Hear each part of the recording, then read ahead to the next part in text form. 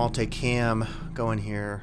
Let's see. That's a All different one. right. Look Yeah, yeah. at So that. I want the top I down though. I want to see from the top down. oh I want the drone view. yeah. No, and I have my I put up a curtain rod, so I'm doing backdrops now. So it's kind of cool.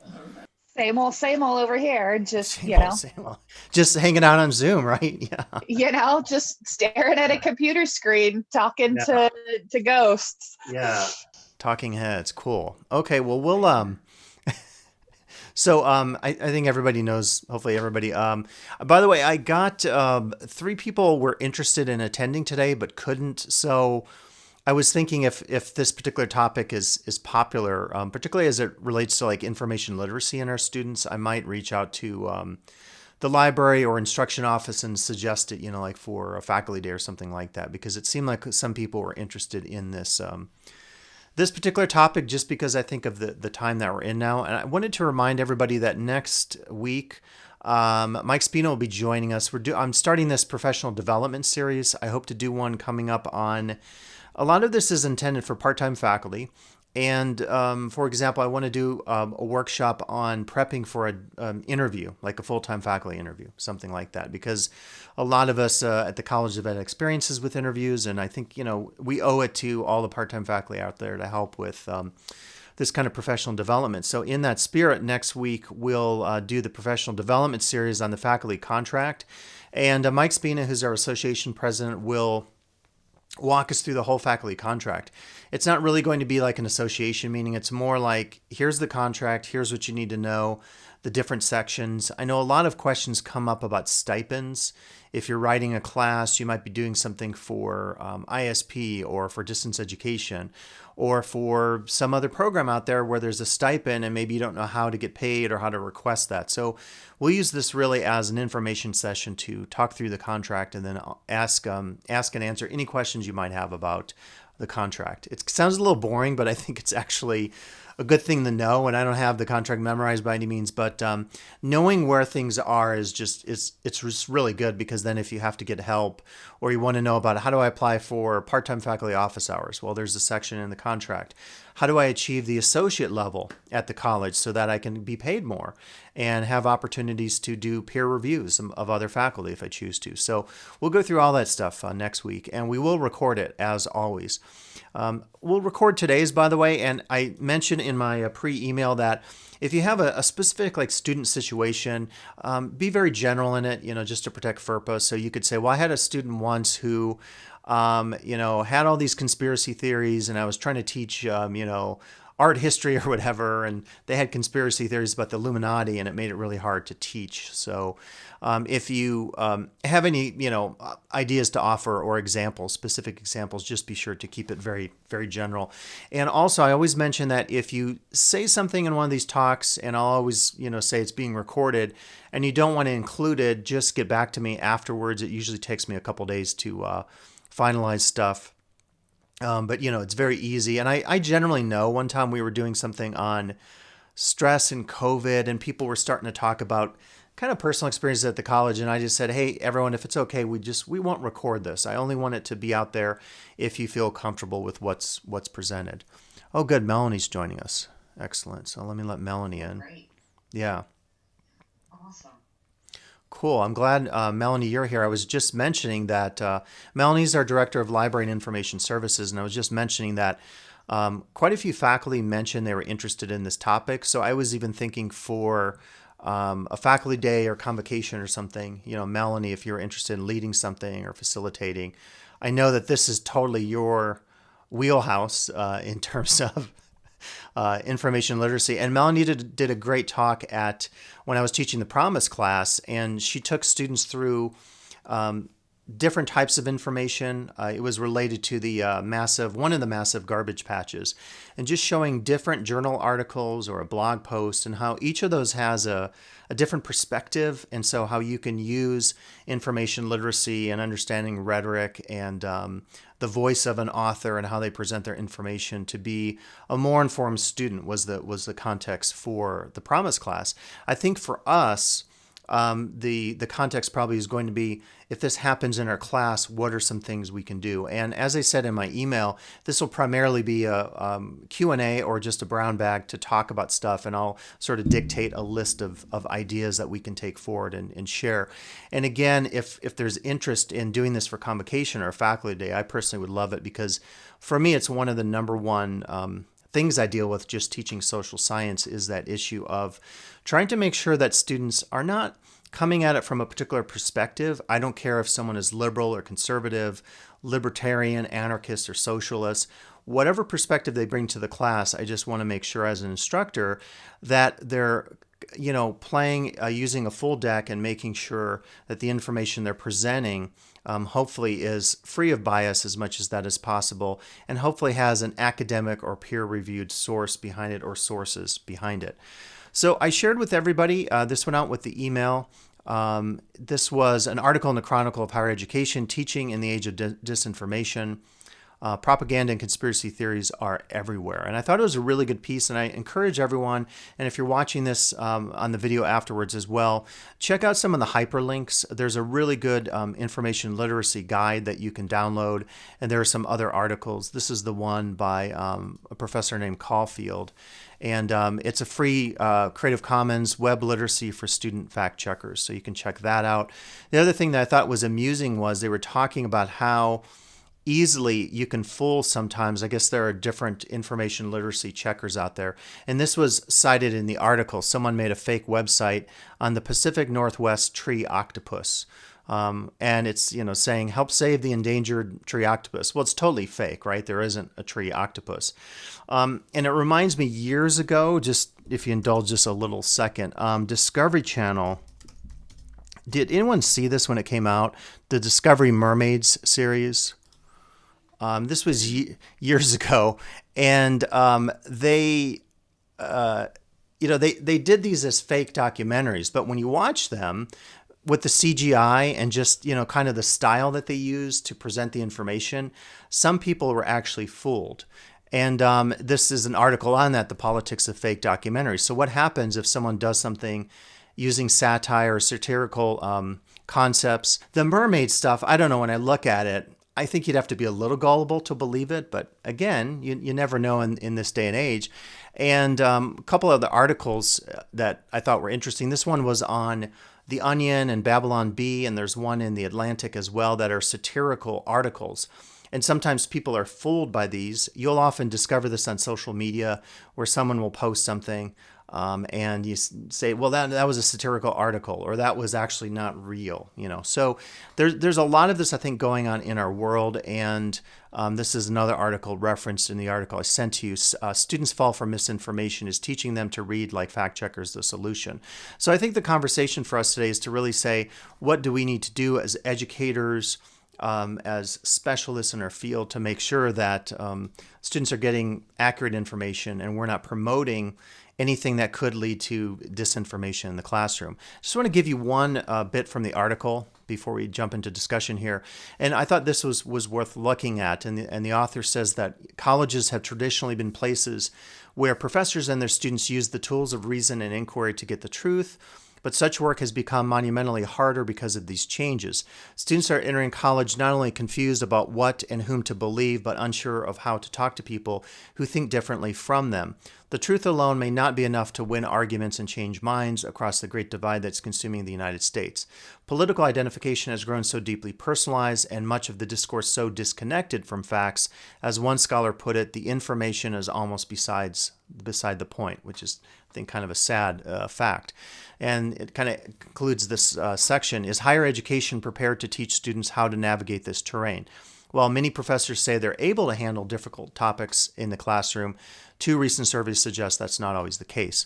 So as I was breaking down the article and thinking about this today, I was really thinking we would focus on this main topic of disinformation and discuss that. But there are other issues out here as well that I think contribute to some of the challenges we face, particularly in an online classroom. So the stress that we all face due to COVID and online education obviously can make discussions or Zoom sessions challenging, all those issues we've talked about with managing stress and parents who are faculty or classified staff or directors or administrators teaching or doing their jobs and then handling kids at the same time in some cases. So there's all that kind of stress due to COVID and DE education. There's all the racial trauma that we've been talking about in the wake of George Floyd, before George Floyd, certainly. The Capitol insurrection obviously brought up a lot of issues about white supremacy, and I think that ties in here as well. And then related, of course, charged political discourse.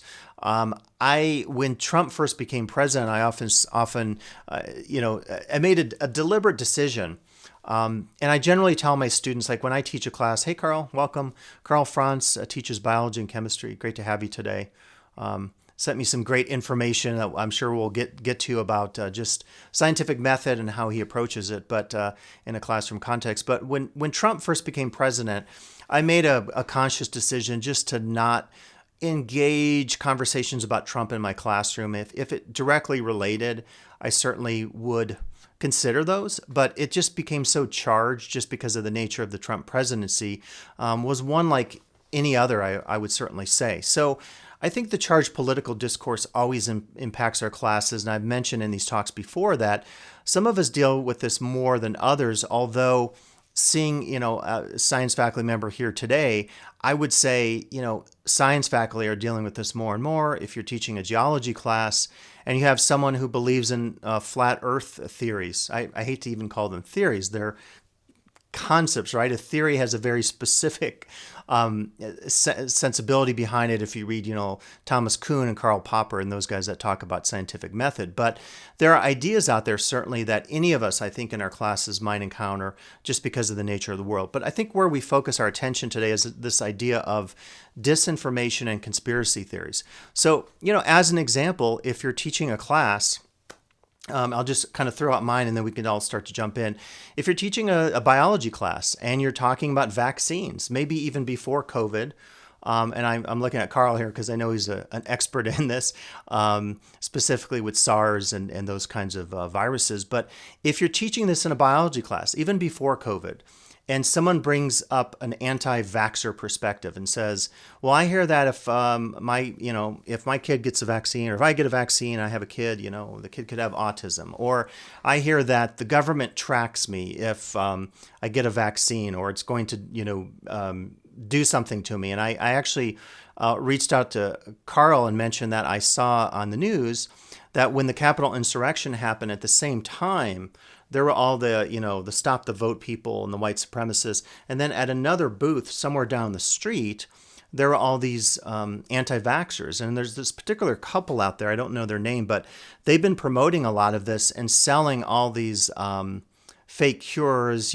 for cancer and other things. And they're some of the biggest voices right now saying, don't get the vaccine, it's a government plot. And of course, the challenge for us from a public health standpoint is if more people believe that, we're really not going to tackle this vaccine. So that, or this crisis with the vaccine. So that example, I think, of teaching in a classroom context where you have someone that maybe believes something that is counter to what you're teaching them, I think is the conversation maybe to begin with. So the way I set this up just to gather information is I thought experiences that you've had, and then we can move into the second slide, strategies. And I guess if you have a strategy as we're talking about this, I can just jump to that slide and jot these down, and that way we can share these with colleagues who might be watching this after the fact. And again, if you give an example, be very general. Don't use a student's name. Say I had a student who brought up, some conspiracy theory about blah blah blah, and give it in as general terms, I guess, as possible.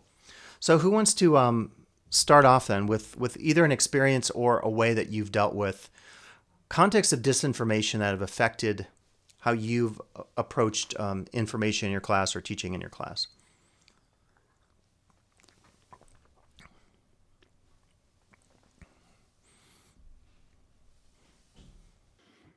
Well, again, thanks, Scott, for this Yeah, talk. thanks for attending.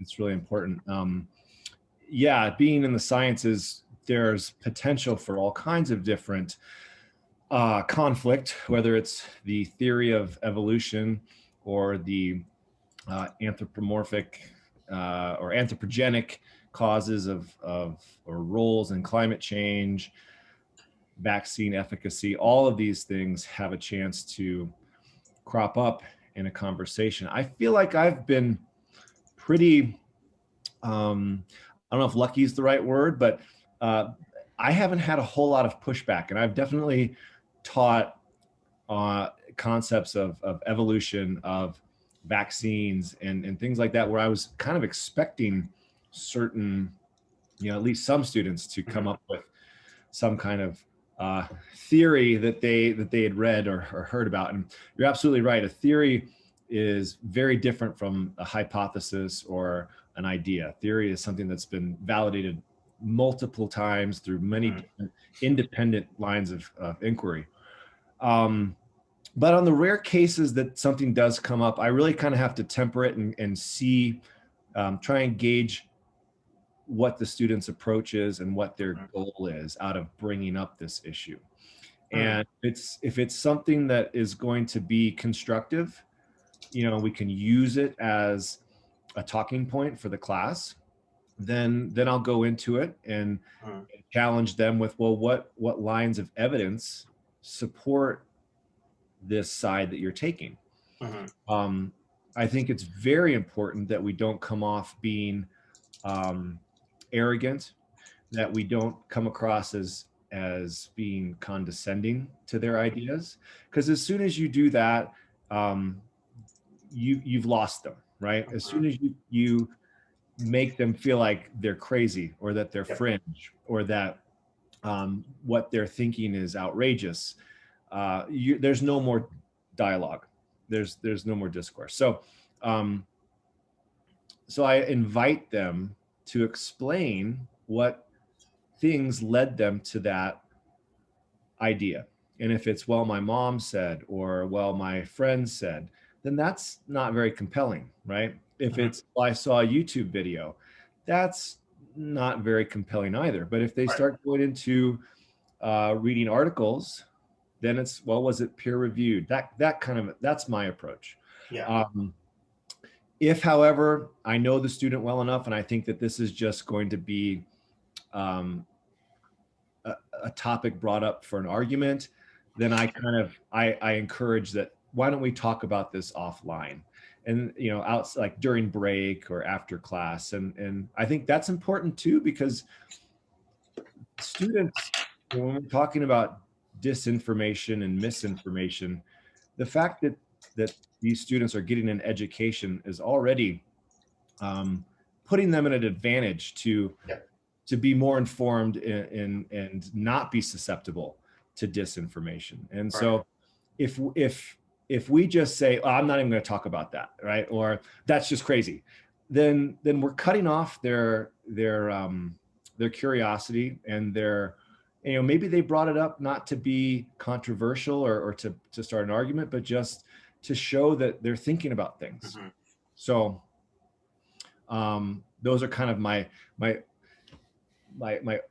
broad strokes of technique that I use. Yeah. I think really great ideas there. The point about not being condescending, I think, is really important. I think, it's a fine line sometimes. I think, and again, this varies from class to class, subject to subject, instructor style to instructor style. It gets, sometimes teaching the gender class or the race class, it gets pretty tricky because it's like, how far do you allow someone to go with an argument? It's a gray line, I think, just because of the fact that it sometimes happens in different ways in some disciplines than others. I mean, the science piece, evolution, talking about even the process you mentioned of peer review articles, I fear a little bit where this happened prior to this age of conspiracy, certainly prior to the Trump presidency, but there was a little bit of this, coming maybe from the tech world. If you want to be a programmer, don't go to college. We'll do this boot camp. We'll teach you just what you need to learn. You don't need to learn GE or take these extraneous classes. And some of that I think was highly practical because they said, we just want to give you what you need to learn. But general education, of course, is so important to inculcate students with ideas and ideals really beyond the discipline that they're studying. But that push from industry, I think, hurt us a little bit because people say, the argument can be, well, education just teaches you conformity. And I don't think that's the case at all. But there is a little bit of that pushback from popular culture, maybe from the business world. And I worry sometimes about people will say, well, a peer-reviewed article, that's just, conformity or something like that. So, there's a challenge in that, right? Because people may already be inclined to not believe any of the things we're teaching them about the scientific method because the idea is, well, there's this sort of disinformation campaign against education in general. And I just heard Cuomo in New York is cutting $35 million to the community colleges out there. So I worry about, too, that because of the times that we live in, that there's going to be more pushback to say, education is not worth the investment, even though community college education is as cheap as it gets compared to any other form of education. So, yeah, I love your ideas, but I worry about like just this push from pop culture that is sort of like anti-education. Has anyone thought about that in your own experiences? I don't know who wants to jump in. I mean, Go ahead, Carl. I think you're absolutely right that we have a devaluation of our institutions, right? And certainly right now we've seen it full effect with the CDC and the WHO being essentially picked apart until they're no longer an authority in the minds of a lot of different people. And so it's a slow, systematic approach to basically taking all of our pillars and crumbling them and saying that anybody's opinion is just as valid as someone else's opinion. Yeah. And that's what we have to work with. Yeah. And I don't know how we get beyond that. Maybe I'm hoping that over time, people will realize that when you devalue these institutions, that there is repercussion that happens as a result that's negative, and that maybe there is something to the value of that, and with the scientific method in particular, like I said, it's easy for me, I think, because I can relate it to science, and I think very strongly that the scientific method is the best way to navigate mis and disinformation. But as I told you in the email, oftentimes, even though students have learned the method year after year, they haven't gone through the steps. And so you don't really have an appreciation for the value of what goes into designing experiments, conducting those experiments, having them fail, then troubleshooting, and then tweaking, and then interpreting, and then writing up a manuscript, and then submitting it to a journal, and then having it rejected, or having it having revisions, and then going through that process. And you realize that it's not just a few people running around the lab crying eureka in their nerdy lab coats. It's a collaborative effort of a lot of different minds coming together to make sure that that information is as valid as it can possibly be. Yeah, absolutely. I was just thinking, we were talking about that. I had this sort of, when you're talking about the devaluation of the World Health Organization, when they had that ridiculous press conference with these doctors, this Stella Emanuel and these others, one, she was actually arrested, where they were talking about just the craziest things. And this was, CNN played it, and I think other networks. And I was thinking after watching that, how many young people might have seen that and heard, thought crazy things, or, bleach, or putting UV light in your body or something like this. Like it really sometimes seems like we're living in like the level of disinformation just jumped astronomically during this last administration. And I can't imagine the effect that's having on science education, particularly at the K-12 level, because you probably have parents and teachers who are having to explain when the president says something about using bleach, like, well, no, you shouldn't go and drink bleach. And it's mind-boggling to even be talking about this because it seems so ridiculous, but yet that happened, or all sorts of those incidents happened where maybe parents and science educators end up having to talk students down from having these inflated or crazy ideas about the vaccine or COVID or healthcare or whatever. So I think it has to be really challenging now for all science educators. I would imagine. I do have a nice example though of a student at one point.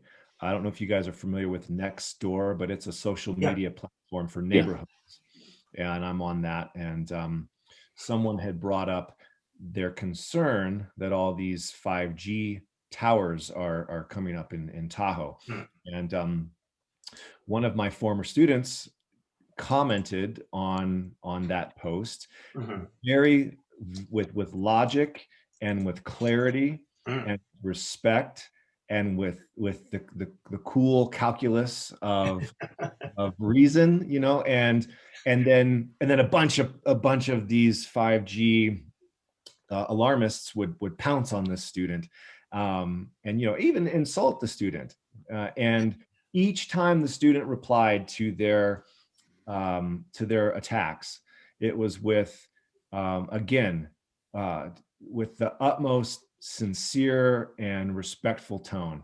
And I had to message him offline to just tell him how proud I was that he had conducted himself in such a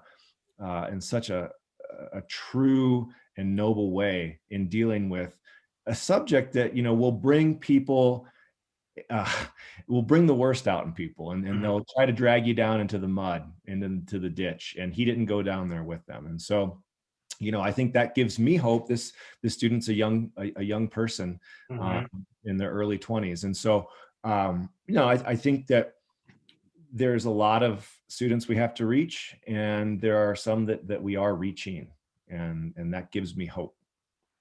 That's a great story. We need good stories, don't we?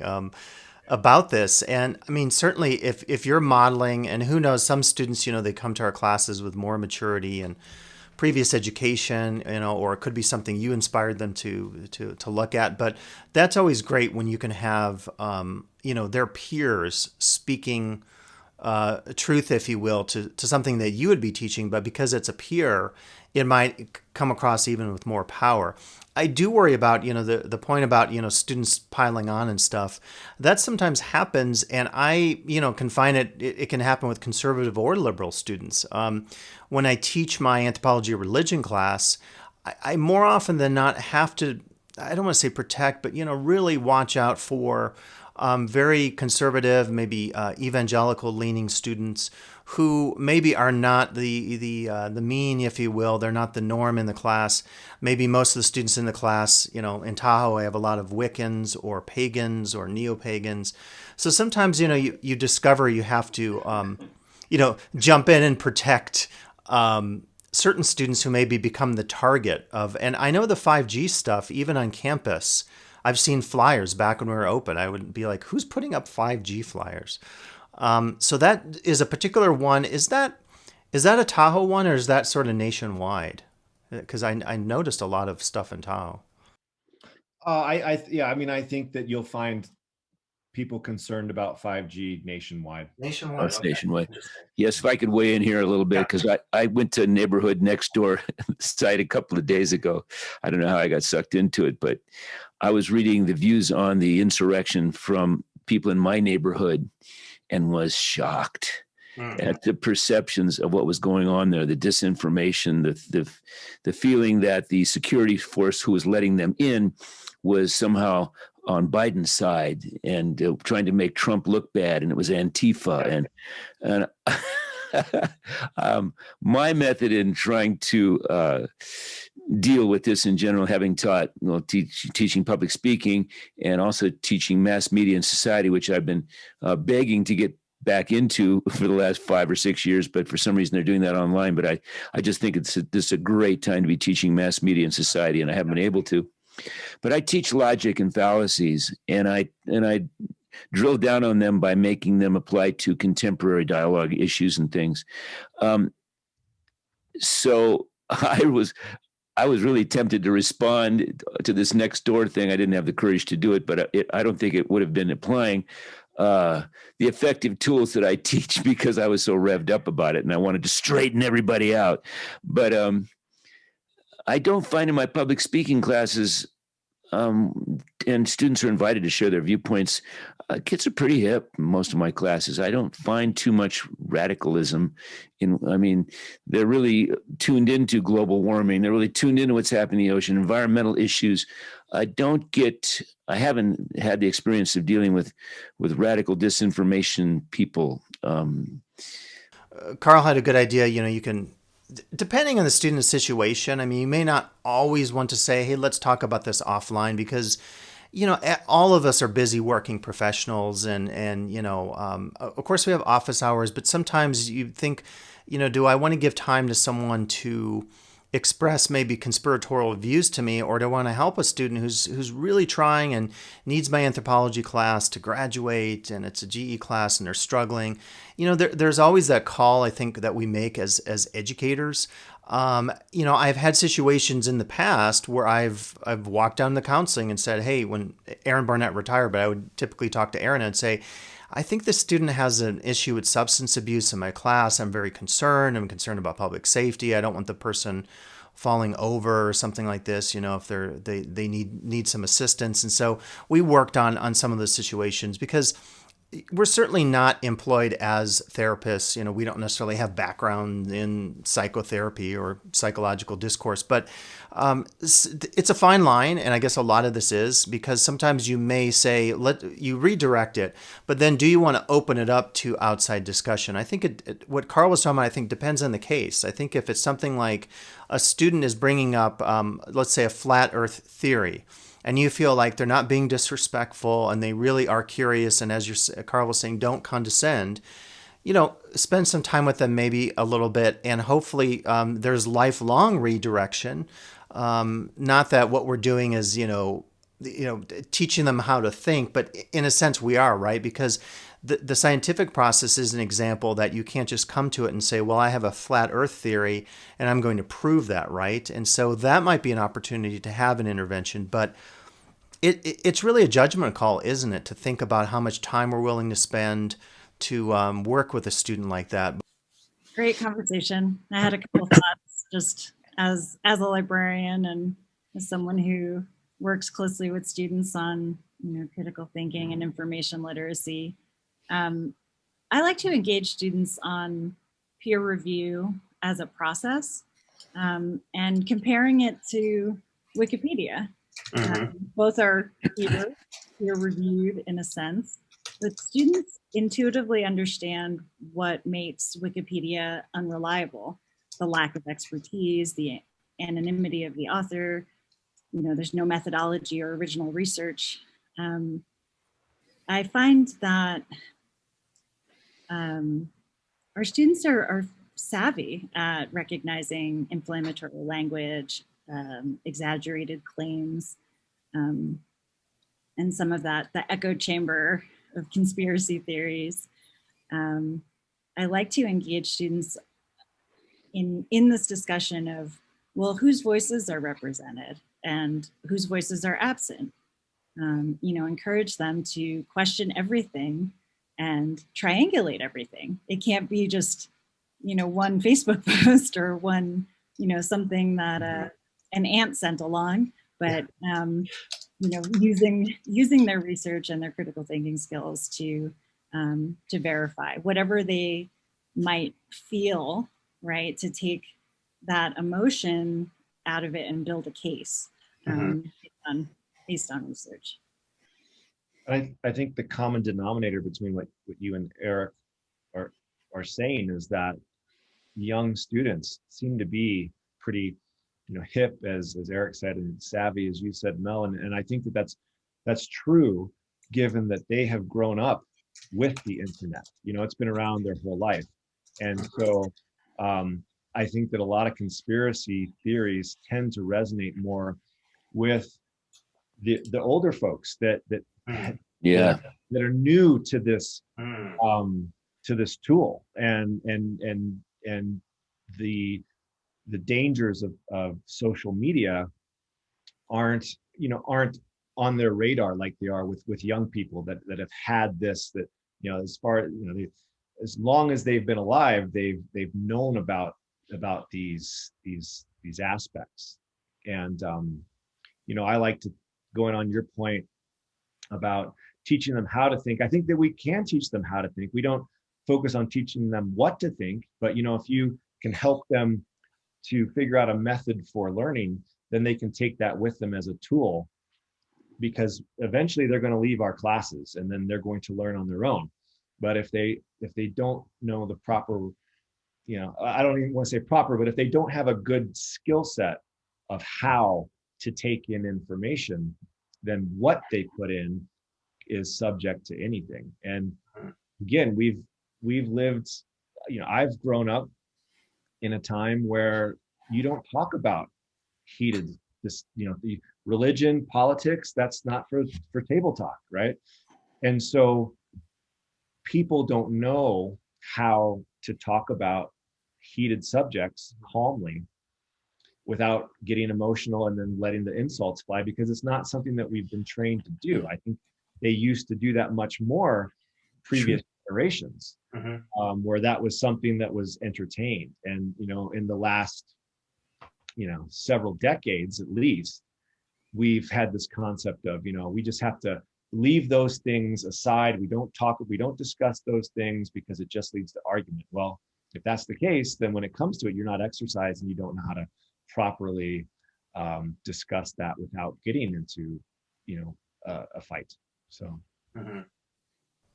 really great points by both of you. I was thinking of with these success stories with students having a lot of savvy, some of our students, and if there's correlation with age or not, my hope is maybe the last 4 years, I mean, hard 4 years for many of us, but maybe one value could be to really show how ridiculous things can become. I was watching a series of CNN did one. They were very different. And then Vice, if you get a chance, the Vice documentary, it's a little flashy and stylized, all of Vice's media is like that. But they really, I think, pointed to just how susceptible people are.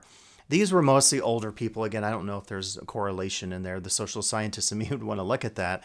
But it was very eye-opening, and as you watch it, these filmmakers are really trying to be very earnest, and they listened, and they weren't trying to just, as Carl was saying, condescend and cut people off. But when you just watch it sort of as a pure viewing experience, you just sort of have this, WTF question mark, where you just like, how is this even possible that we're living in this time? We've had all these amazing advances in science and technology, and certainly the arts, where you think we're progressing and hopefully we're dealing with social justice and other issues and climate issues. And then we've had these 4 years with this presidency and this movement called QAnon, where you feel like, how is this even possible? But if students are watching these documentaries, and if they're taking classes where they're learning critical theory, and they're engaging with our libraries and information services and taking science classes, and I wish we taught a symbolic logic class actually, because that's a great class to really deal with, as Eric was talking about, fallacies in logic and argument. But my hope is that with the success stories, that people will watch QAnon and realize that there is just something absurd about looking at a discussion post online from some supposed person who might be a member of the government, and then, watching a Trump press conference and he makes a little symbol with his hand, or he says a phrase, and then somehow that's a sign of things to come. And for the folks that study messianic or even, apocalyptic movements, sometimes cults, sometimes we call them high demand religious movements, because the cult term, it can be considered pejorative. But if there's a high demand placed on people, and a prophet says, kind of like with the case of QAnon, that some apocalyptic event will happen, a lot of these movements, they either cease to exist, or more commonly, they revise their ideas. Well, the end of the world didn't happen on this date, so now it's going to happen on this date. And I've already heard that some of the QAnon folks are saying March 4th is some sort of significant day. But my hope really is that the good that can come out of all this terrible stuff that we've dealt with QAnon and related aspects would be that people will look at it and say, this is absurd, and we can't allow our society to crumble into absurdity, because our lives depend on the opposite of absurdity. If you think about the virus right now, I mean, it's if we don't get things together right, it's going to get worse and worse and worse. And having 4 years of this like disinformation campaign, I think, has certainly cost lives. How many lives, I don't know, but I think Ken Burns said that the U.S. currently has 3 pandemics right now: COVID, white supremacy, and disinformation. You know, like we're dealing with 3 major issues. Yeah. And you know, I think that definitely, as there is, you know, with QAnon, that the evidence is lacking, right? So you know, former President Trump is no longer here, and then nothing happened. But the thing is, with a lot of people, they don't want the truth. They want to seek something that confirms their own, you know, what they think is true. Yeah. And so and now we have all of these channels online where you can go and you can see your own truth. You know, you can find it somewhere. And I think, you know, maybe the approach broadly as educators is to really just raise the bar in rigor. You know, we all have research projects, whether it's, you know, a book report or something that teachers can do. Yeah. And if you just, you know, have this built-in structure that, you need to go to the library, you need to see Mel, you need to talk and find the right resources, because a Wikipedia citation and a YouTube citation and one other one from maybe a peer-reviewed journal is not going to cut it. And, you know, through that, I think that can really instill these concepts of, well, if I need to find information and I need to present it to somebody, I need to do it in a very rigorous way. Yeah. And so my normal channels of just going on to social media or YouTube or Wikipedia, that's not going to cut it.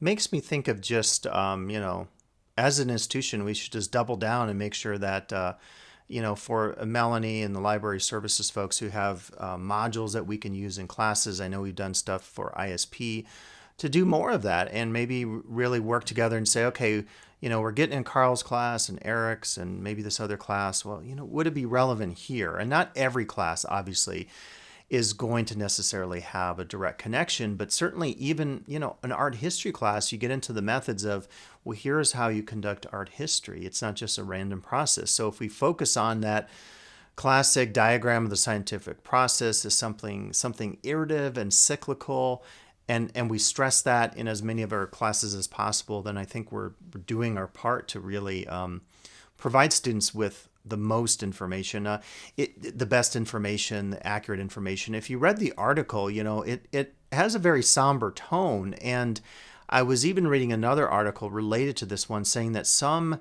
states, I think it tends to be in the South, there may be a correlation there, they were looking at maybe trying to limit how much social justice could be discussed in college classrooms, which I find absolutely Orwellian and shocking. But it, again, could be another consequence of the times in which we live, where some people don't want to talk about white supremacy, some people don't want to talk about police brutality, and it's a very charged political atmosphere that we live in. But I think, you know, what you mentioned earlier too about, it reminded me of this issue of belonging. A lot of people, I think, found interest in, I'm just sorry, I just saw the chat here, saw interest with QAnon. And it just says here something fun. There's an informative video game called is it Fictitious, that you can click through the headlines. Oh, that is cool. Hold my thought. This is more interesting. Let me look. I like this kind of stuff. So, Pandemic Edition. Oh, wow. Okay, so you have to decide if they're fake or real. Oh, this is cool. I have to run to another meeting, but okay, this is awesome. Keep the students coming to the library. And yeah, we had our tutors do this, and actually the most recent Promise class do this, and they're like, wow, we should make our parents take this. I love this. This is cool. Thanks, Mel. Oh my God, I'm totally going to share this. I think that's true. Love it. Awesome. Cool. Thank you for sharing that. That's incredible. That might actually be good to include in a class. But I was going to say, related to what Carl was talking about with QAnon and belonging, there's a really good book by Eric Hoffer called The True Believer.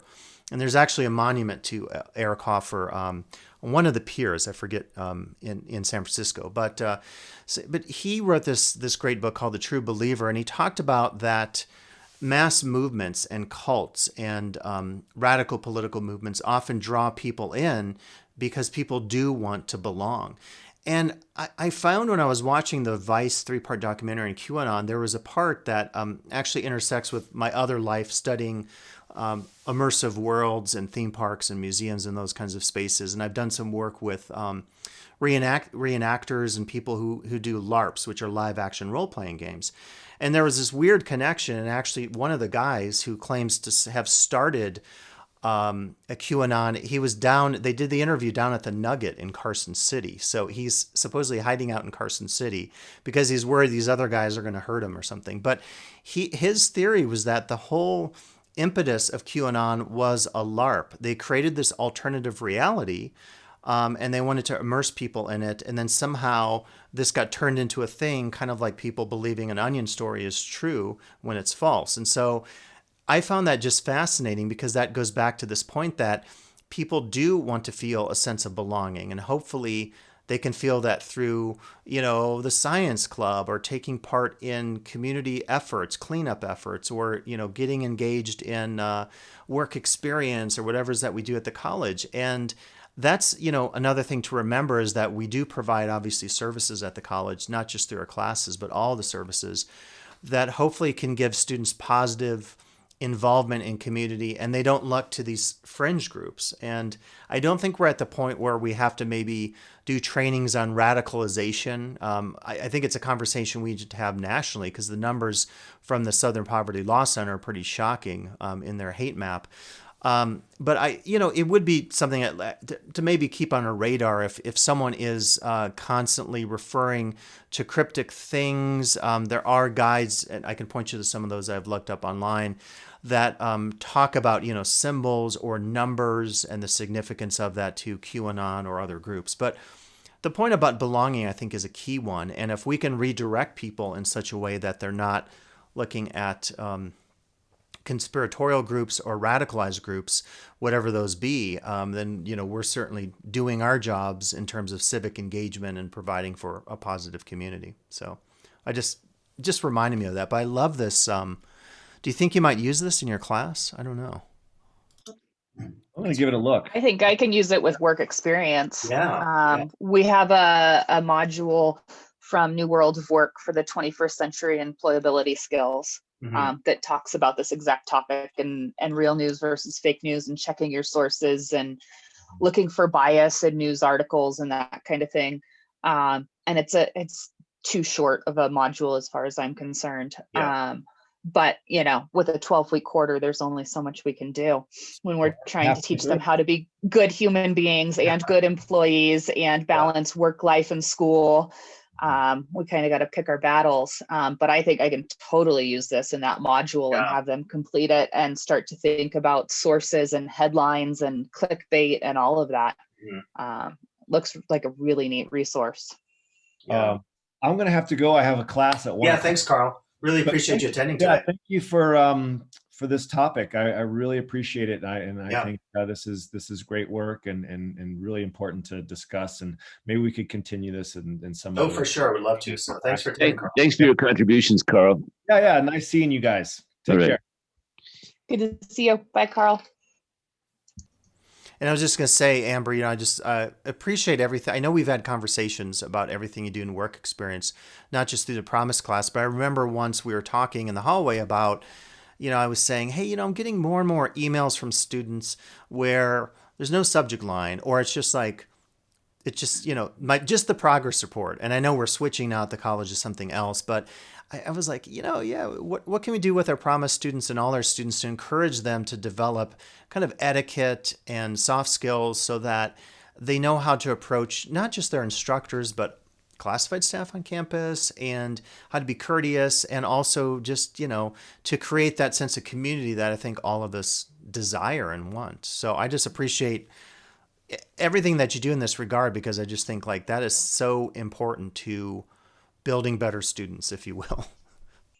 Thank you. Yeah, it is. And, I mean, ultimately we're teaching these students so they can get a job, so that they can have a career. And so they need those basic skills. Why is it important to show up on time? How does that show respect? Why is it important to follow the rules unless there's, a safety issue or something like that? Earning respect versus just expecting that it's going to be there as soon as you walk through the door, and sense of entitlement and self-awareness and all of that. So COVID has changed a lot. And we're really increasing our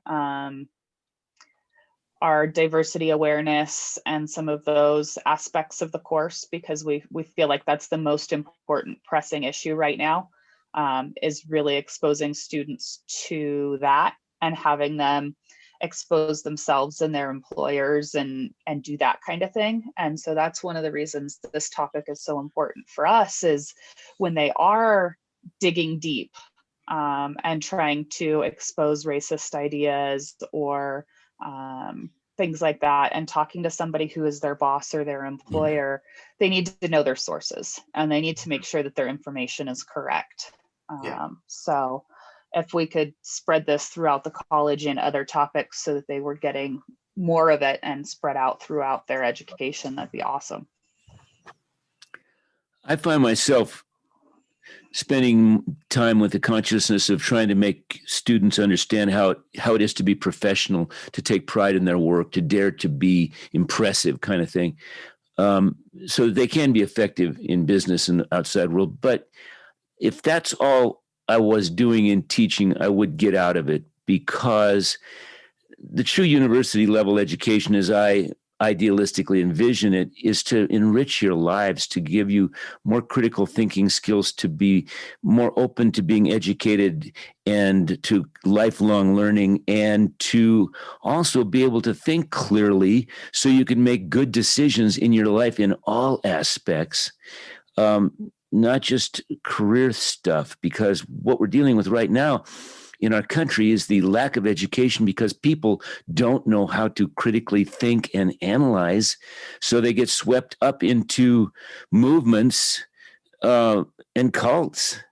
So we've got a bigger responsibility now than just giving people jobs. We've got to teach them how to resist letting their minds be hypnotized and taken over by negative forces that want to channel their energy in negative directions. So that is also part of it, right? So everything we're talking about today is important. And I think the bottom line is, yes, I think we need to avoid, this getting worse in terms of people developing cultish ideologies and the stuff with QAnon. And there'll be the new version of QAnon, I'm sure, coming up, whatever that will be. And we'll certainly see it in our classes. We'll see it on campus. We'll see it in meetings. And so hopefully we can just be aware of some of those warning signs, if they're obvious, like in Eric's cases, or if they're not, and redirect people. I really hope we take what we've done in the Promise class through Amber's work and Julie Booth and Melanie coming in. And I wish all of that was a requirement, community service, work experience, information literacy. I wish we could require that just as prerequisites. I know the challenges with trying to do that in a world where we say we don't want to add more units, but if the students had those skills going into it in our classes, I bet we would eliminate 90% of the cases, I really think. So I know it would be hard to do, but I just wish we could do more of that, like what we're doing for the Promise cohorts, because it's so important, I think, to set our students off on a path to success. So well, we should probably let's draw to a close. And again, if this topic is interesting, maybe we'll do it again sometime, or we'll have it for an all faculty day, because I think there was a lot of just really engaging conversation. So I just one quick question. You said something at the very beginning, and I couldn't get it. get it out, the question. But you said you're able to edit Zoom recordings. You can actually, like I do Zoom recordings, and so there's stuff that I wish I hadn't said that, or that was wrong. You can edit. Absolutely. You can edit after the fact. Yeah, so I do it in Final Cut Pro, so in my video program. So what I do is I just get the files from Zoom, and then I just download them, and then I just do cuts, wherever I want those to be. I just did a video on this actually, Eric. Check out. I can send you the link. It was called Post-Production and Zoom, and it's very specifically talking about your settings in Zoom now allow you to have multiple video files, like of participants, of yourself, of your screen share. So there's a lot of power if you're willing to use iMovie or Final Cut Pro to actually bring those video files in. So I just do simple edits on those. But then that Zoom recording gets deleted, or it just gets edited. You're editing that Zoom recording in Zoom. So if students click on that, they're not going to see those. Right. Yeah. So what I do is I simply go to the recordings tab, and there was just a message from the state saying that we have too much storage collectively as a state that people are saving. So I need to purge some of these. But I would just click on whatever files I might have, and then I download those files. So like all these recordings, and then I just bring those into my video editing program. And then I do edits at points if I don't want that information to be shared or whatever. Okay. So yeah, but you're not actually doing it in Zoom. There isn't a way to do it in Zoom. You have to use a program. You delete that Zoom recording. I got you. Yeah, I download it and I delete it. I try to do that. So, but it's good too, just to if you want to protect certain things that were discussed and not have those in the final video, you can make that choice. Oh yeah, absolutely. Yep. Okay. Just be sure, my one tip on that is when you go to your settings in Zoom, make sure that you have all your high quality settings and click all the options for multiple video files if you want different angles or different views of participants, because it allows you a little more options in your final video that you create.